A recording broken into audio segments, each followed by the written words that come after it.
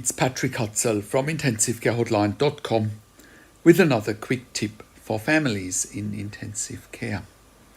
So today I've got a quick tip for a lady who writes in, my husband had a stroke and has a tracheostomy and he's on a ventilator, but he can't be weaned off the ventilator. It looks like he's psychologically dependent on it, and he's had many failed attempts to wean off the ventilator. Sometimes he can push through a few hours during the day, but then goes back on the ventilator only after a couple of hours, and he hasn't managed to stay on it for much longer.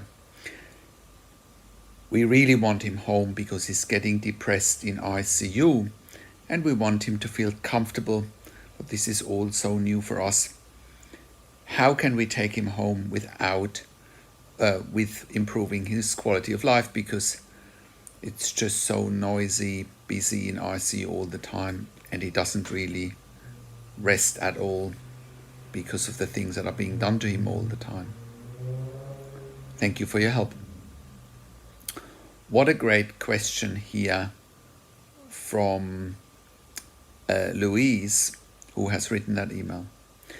So if you go to one of our sister sites, intensivecareathome.com, you will actually be able to read and see what your husband or where your husband can go to. So at intensivecareathome.com, we're actually providing exactly the services that you're looking for. So if your husband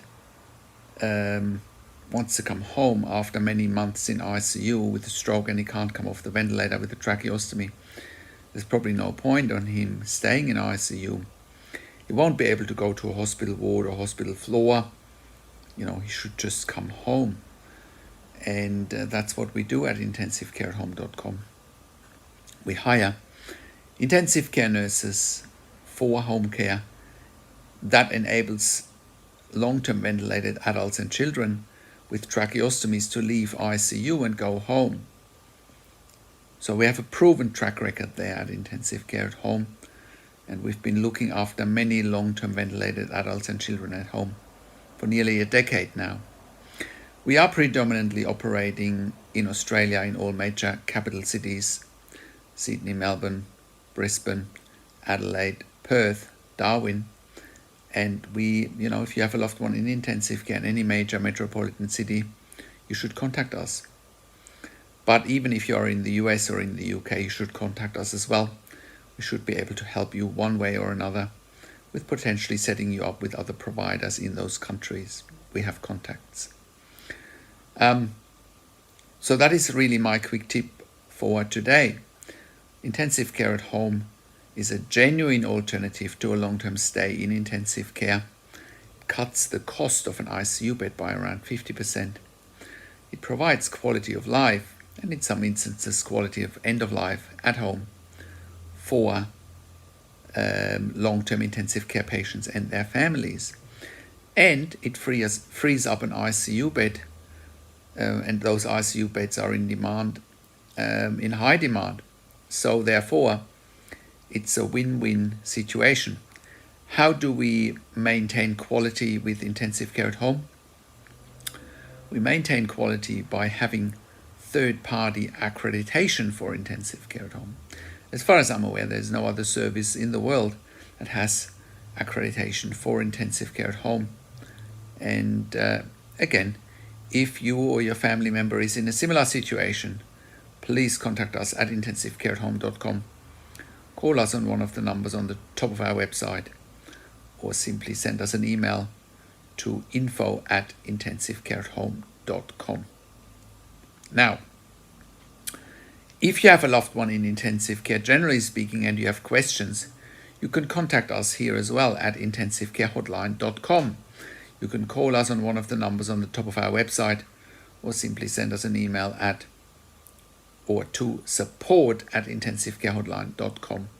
Also, have a look at our membership for families in intensive care at intensivecaresupport.org. There you have access to me and my team, and we answer all questions intensive care related 24 hours a day. If you want a medical record review for your loved one in intensive care or after intensive care, especially if you suspect medical negligence, but also if you want real-time information when your loved one is in intensive care, you should contact us as well, and don't let anybody tell you you can't get access to the medical records. Getting access to the medical records is a right, not a privilege. You should contact us if you are having trouble getting access to medical records. Now, subscribe to my YouTube channel for regular updates for families in intensive care. Share the video with your friends and families. Click the like button, click the notification bell, and comment below what you want to see next or what questions and insights you have from this video. Thanks for watching. This is Patrick Hutzel from intensivecarehotline.com and Intensive Care at Home, and I will talk to you in a few days. Take care for now.